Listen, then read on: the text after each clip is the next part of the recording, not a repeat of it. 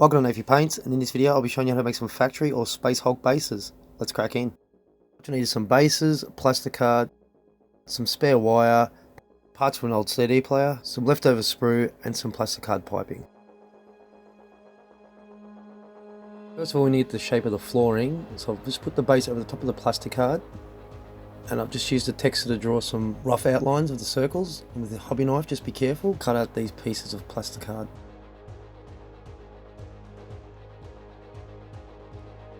Dry fit it first to make sure you're happy. Once you are happy, apply some super glue or plastic glue to the bottom of the Plasticard and apply it to the base. Don't worry if you've got a bit of overhang, we can use a hobby knife to trim that away.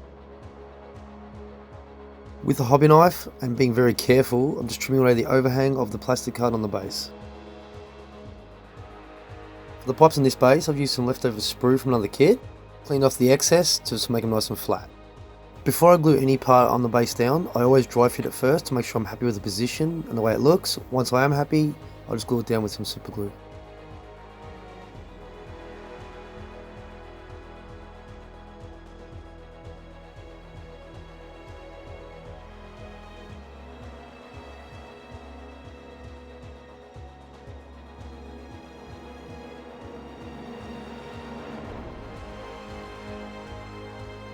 I've used a piece of Gundam kit to represent some sort of machinery. The pink part of the flooring is from an old mesh bag, like the Plasticard. I've used a texture to get a rough shape. Once I was happy with the shape, I've glued it down. Any overhang, I just cut it with a pair of scissors. Here I've used a couple of parts from the interior of a CD player. First is a little connector with a few wires hanging out, and on top I've glued a little button from the interior of a CD player. Here I'm putting down a little piece of Plasticard piping, connecting to the interior button of a CD player, and this will represent a pump on the base. To represent an access hatch, I've used the lid from a World War II barrel kit. Dry fitted it first, once I was happy, glued it into place. Using a drill, I'm just putting a couple of holes in the base. This will allow me to put some wires through to show some exposed wires from battle damage.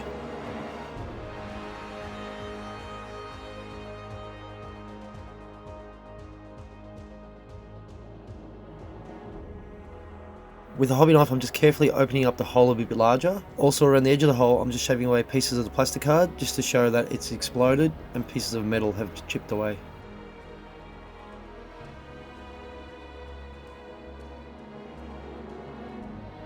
With a small piece of soft wire, I'm just twisting it together, place that through the hole from the bottom of the base. The 2 points at the tip will form two little wires, and also help me when I place the other wires in. On the underside of the base, I've just pushed the metal flush to the base, put a bit of super glue so it helps stay. With some wire cutters, I'm just cutting up some old wire from a CD player, and I'm cutting these to random lengths.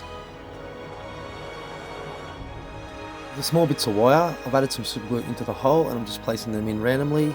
Once painted up, this would look like exposed wire from damage.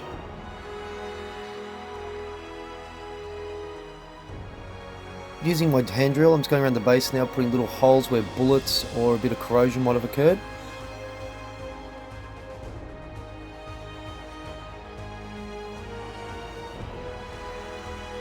With the hobby knife, I'm just taking out little chunks and putting cuts into parts of the base, again where corrosion or battle damage might have occurred.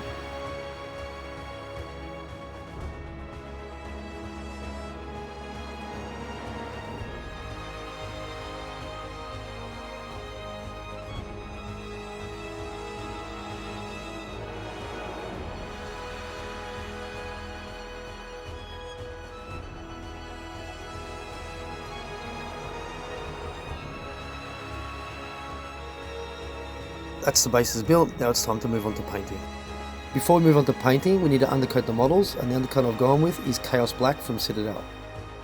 Before moving on to the main colours, I've come in with Typhus Corrosion from Citadel. This paint has some sort of sand or texture in it. When I've applied this paint, I've applied it randomly to parts of the base where I think the texture might show corrosion or wear and tear. You can apply as much or as little of this texture paint as you like.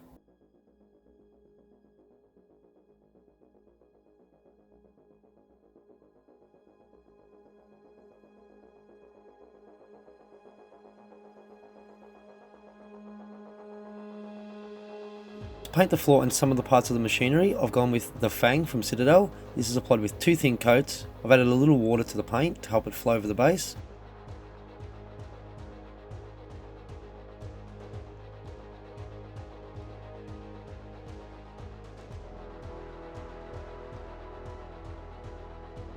For the mesh parts of the floor and the rest of the machinery, I've gone with Leadbelcher from Citadel, and again this is applied with 2 thin coats.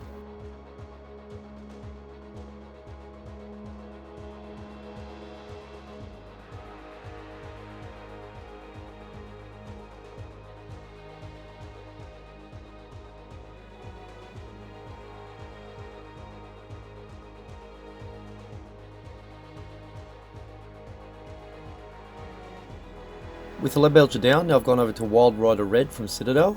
I've applied this to all the pipes of the bases, and this is with 2 thin coats with a little water added.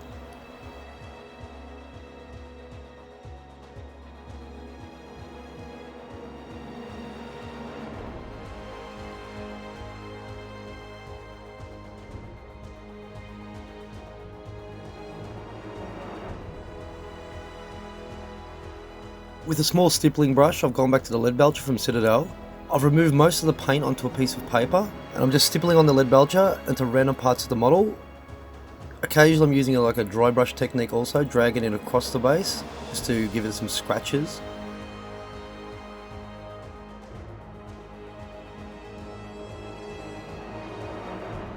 To paint the wires and the buttons, first colour I've gone with is Mephiston Red from Citadel. Once they were painted, I've done 4 other colours for the wires. The yellow is Flash Gits Yellow, the white is Corax White, the green is Warboss Green, and the black is Abaddon Black, and these are all from Citadel.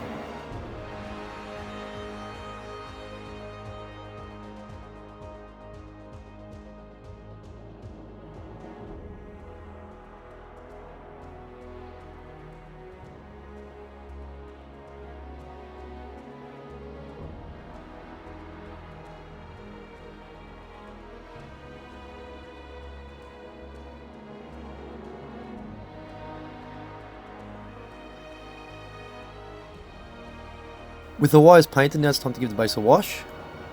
The wash I've chosen is Nuln oil from Citadel. This is straight from the pot. While applying the wash, just be careful of pooling.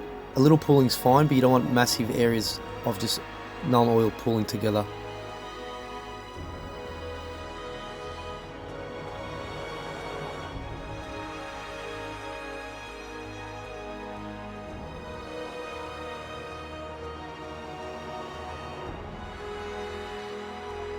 Now it's time to add a bunch of texture paints to the base to really give it some character. This first one is Rust Texture from Vallejo. This is very similar to Typhus Corrosion that I used earlier, but this paint I find gives a better weathered effect in the end. So with this paint, I'm going over all the parts of the model where I think rust, grime, all that sort of good stuff might build up over time. With all these technical paints, the best thing I can suggest is go light first. If you're not happy with it, just slowly build up and add more and more over time. It'll just give the base more character.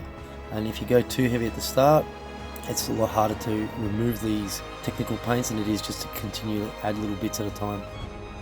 This next paint is Moss and Lichen from Vallejo. I've used this paint to represent mold and grime building up over time. So as you can see here, I'm just slowly building it up, building it up, building it up. Sometimes I add water to the paint to thin it down, sometimes I paint directly out of the pot. I find that the variety in the texture you apply gives the model a better appearance in the long run.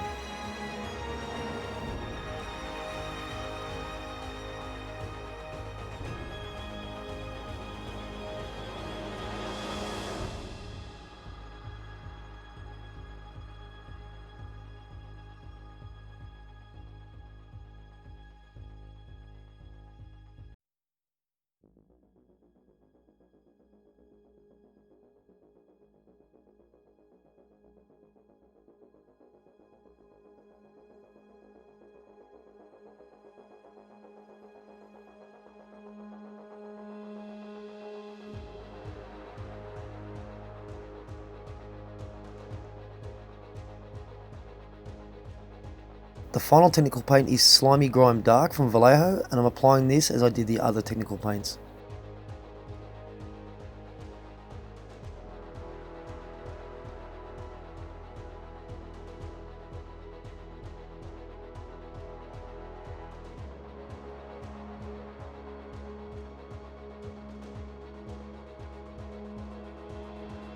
The final colour I add to the base is Orange Rust Pigment, and this is from the Tamiya Weathering Master Set C. I just dab this onto the base where I think rust has accumulated over time, and with the brush end I just brush it into the cracks and crevices.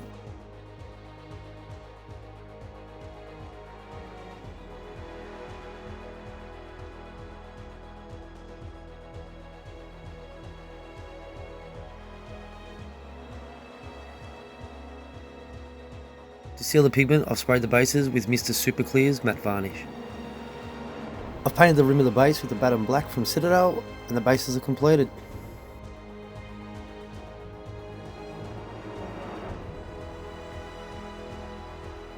And here they are, ready to be mounted with the model. Thanks for watching Navy Paints. If there's anything you'd like to see in a future video, please leave a comment in the comment section below, and I'll see you in the next one. Catch ya!